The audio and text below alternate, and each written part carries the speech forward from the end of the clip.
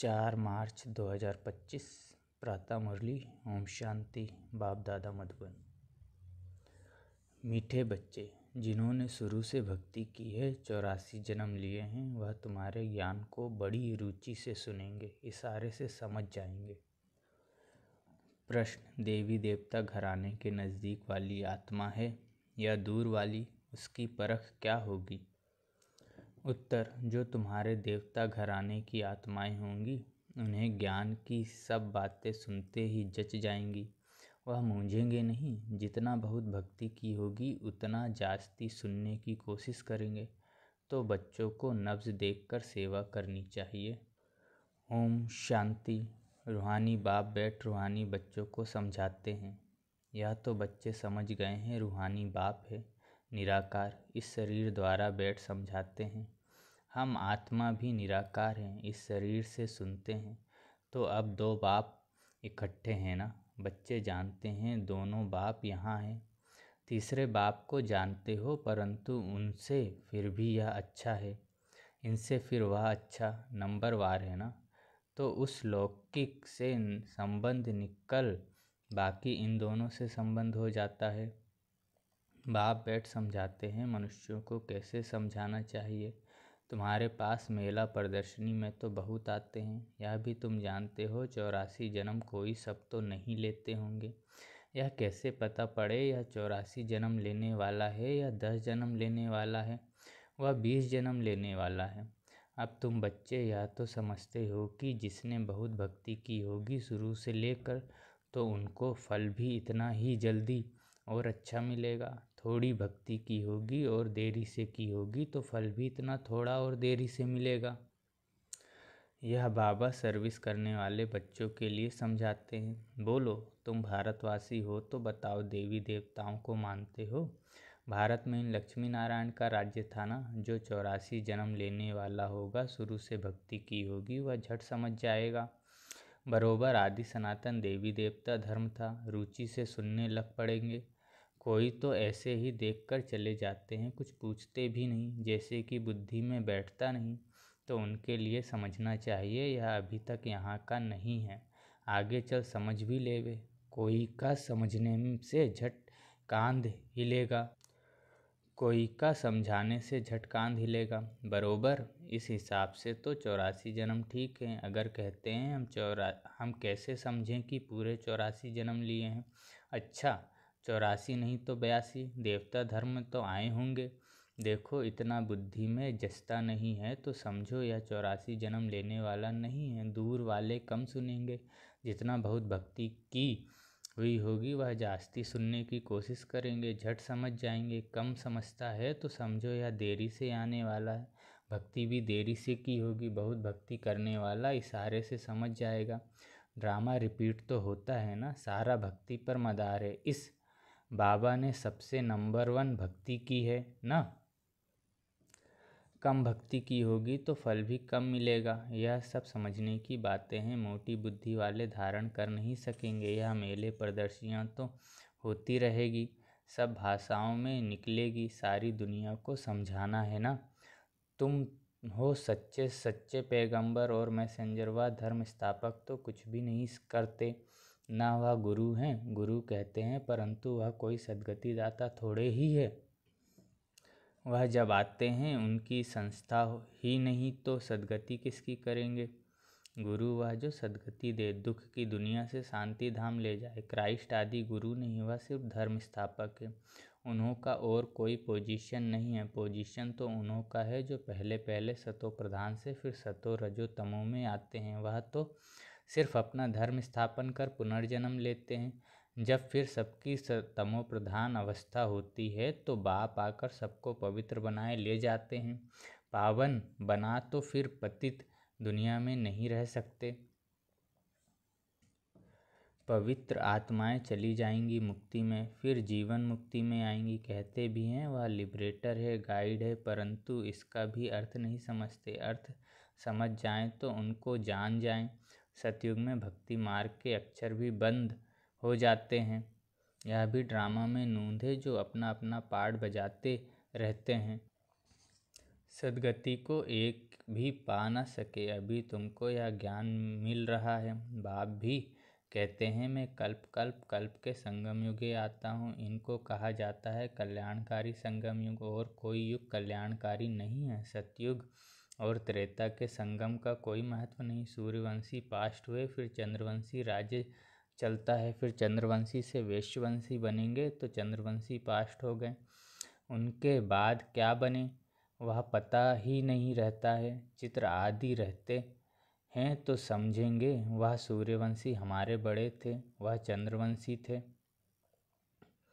वह महाराजा, वह राजा, वह बड़े धनवान थे, वह फिर भी नापास तो हुए ना। यह बातें कोई शास्त्रों आदि में नहीं है। अब बाप बैठ समझाते हैं।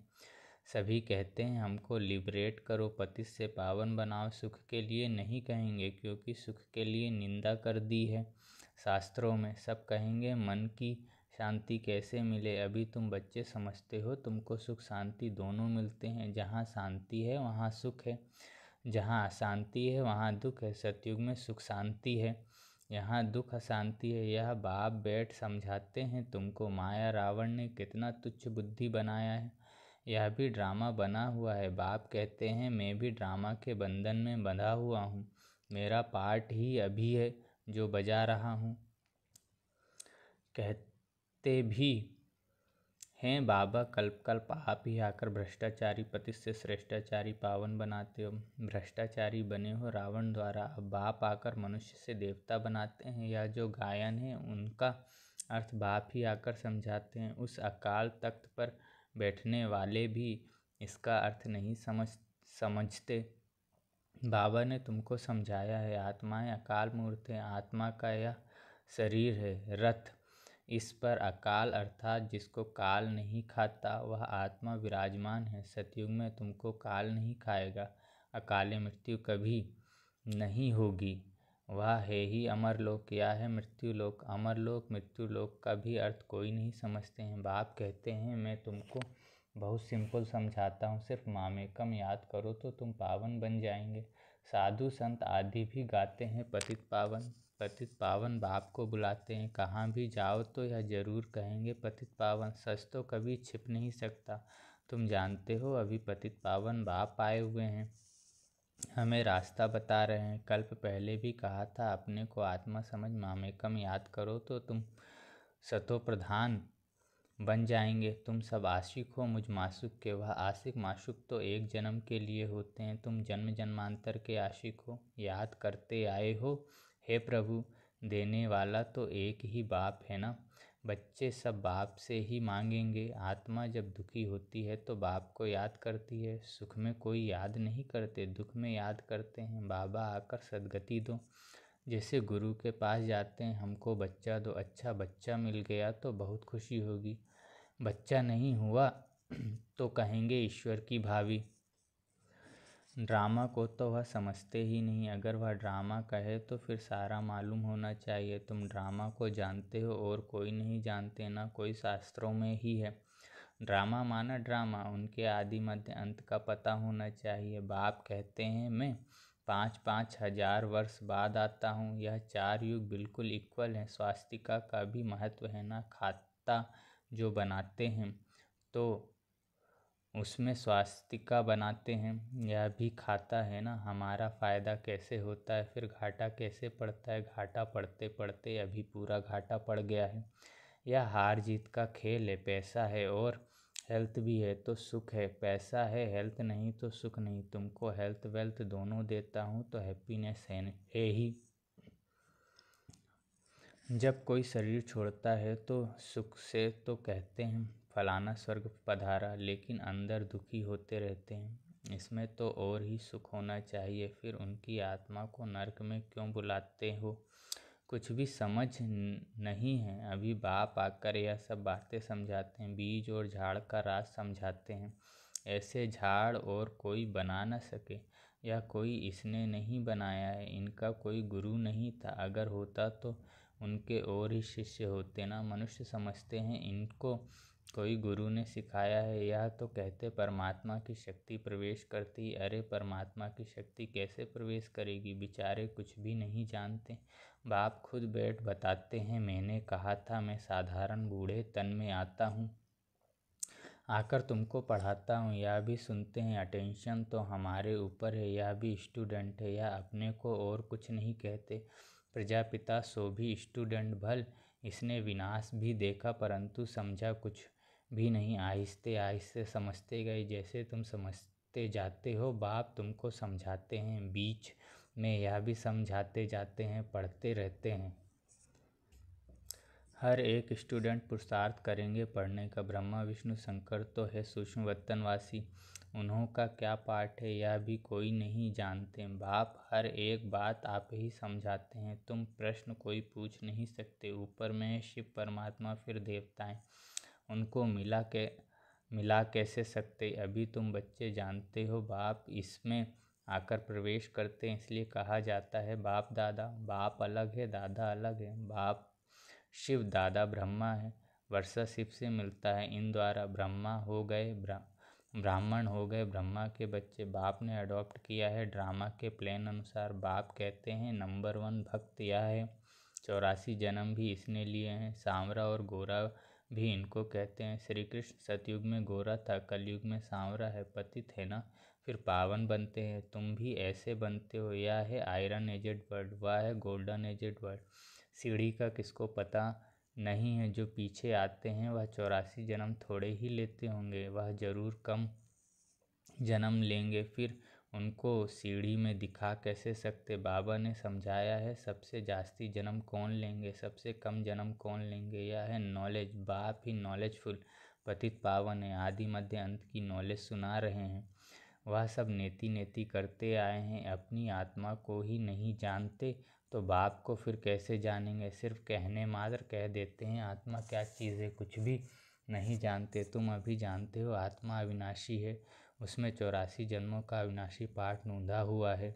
इतनी छोटी सी आत्मा में कितना पाठ नूंधा हुआ है। जो अच्छी रीति सुनते और समझते हैं तो समझा जाता है या नज़दीक वाला है। बुद्धि में नहीं बैठता है तो देरी से आने वाला होगा। सुनाने के समय नब्ज देखी जाती है, समझाने वाले भी नंबरवार है ना। तुम्हारी यह पढ़ाई है, राजधानी स्थापन हो रही है। कोई तो ऊंच से ऊंच राजाई पद पाते हैं, कोई तो प्रजा में नौकर चाकर बनते हैं। बाकी हाँ इतना है कि सतयुग में कोई दुख नहीं होता। उनको कहा ही जाता है सुखधाम। बहिष्ठ पास्ट हो गया तब तो याद करते हैं ना। मनुष्य समझते हैं स्वर्ग कोई ऊपर छत में होगा। देलवाड़ा मंदिर में तुम्हारा पूरा यादगार खड़ा है। आदि देव आदि देवी और बच्चे नीचे योग में बैठे हैं, ऊपर में राजाई खड़ी है। मनुष्य तो दर्शन करेंगे, पैसा रखेंगे, समझेंगे कुछ भी नहीं। तुम बच्चों को ज्ञान का तीसरा नेत्र मिला है। तुम सबसे पहले तो बाप की बायोग्राफी को जान गए हो, और क्या चाहिए? बाप को जानने से ही सब कुछ समझ में आ जाता है तो खुशी होनी चाहिए। तुम जानते हो अभी हम सतयुग में जाकर सोने के महल बनाएंगे, राज्य करेंगे। जो सर्विसेबल बच्चे हैं उन्हों की बुद्धि में रहेगा यह स्पिरिचुअल नॉलेज। स्पिरिचुअल फादर देते हैं। स्पिरिचुअल फादर कहा जाता है आत्माओं के बाप को। वही सद्गति दाता है, सुख शांति का वर्षा देते हैं। तुम समझा सकते हो यह सीढ़ी है भारतवासियों की जो 84 जन्म लेते हैं। तुम आते ही आधे में हो तो तुम्हारे 84 जन्म कैसे होंगे? सबसे जास्ती जन्म हम लेते हैं। यह बड़ी समझने की बातें हैं। मुख्य बात ही है पतित से पावन बनने लिए बुद्धि योग लगाना है। पावन बनने की प्रतिज्ञा कर, फिर अगर पतित बनते हो तो हड़गुड़ एकदम टूट पड़ती है। जैसे कि 5 मंजिल से गिरते हैं, बुद्धि ही मलेच्छ की हो जाएगी। दिल अंदर खाता रहेगा, मुख से कुछ निकलेगा नहीं। इसलिए बाप कहते हैं खबरदार रहो। अच्छा मीठे मीठे सिकलधे बच्चों प्रति माता पिता बाप दादा का याद प्यार और गुड मॉर्निंग। रूहानी बाप की रूहानी बच्चों को नमस्ते।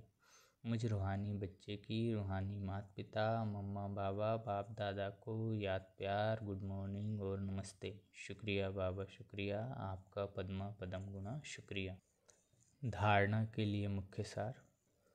पहला है, इस ड्रामा को यथार्थ रीति समझ माया के बंधनों से मुक्त होना है। स्वयं को अकाल मूर्त आत्मा समझ बाप को याद कर पावन बनना है। दूसरा है, सच्चा सच्चा पैगंबर और मैसेंजर बन सबको शांति धाम सुख धाम का रास्ता बताना है। इस कल्याणकारी संगम युग पर सभी आत्माओं का कल्याण करना है। वरदान है, बाप और सेवा की स्मृति से एक रस स्थिति का अनुभव करने वाले सर्वाकर्षण मुक्त भव।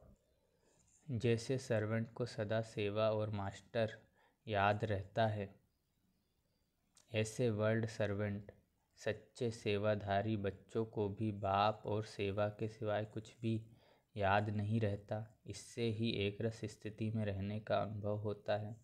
उन्हें एक बाप के रस के सिवाय सब रस नीरस लगते हैं। एक बाप के रस का अनुभव होने के कारण कहाँ भी आकर्षण नहीं जा सकती। यह एक रस स्थिति का तीव्र पुरुषार्थ ही सर्व आकर्षणों से मुक्त बना देता है। यही श्रेष्ठ मंजिल है। स्लोगन, नाजुक परिस्थितियों के पेपर में पास होना है तो अपनी नेचर को शक्तिशाली बनाओ। अच्छा, ओम शांति।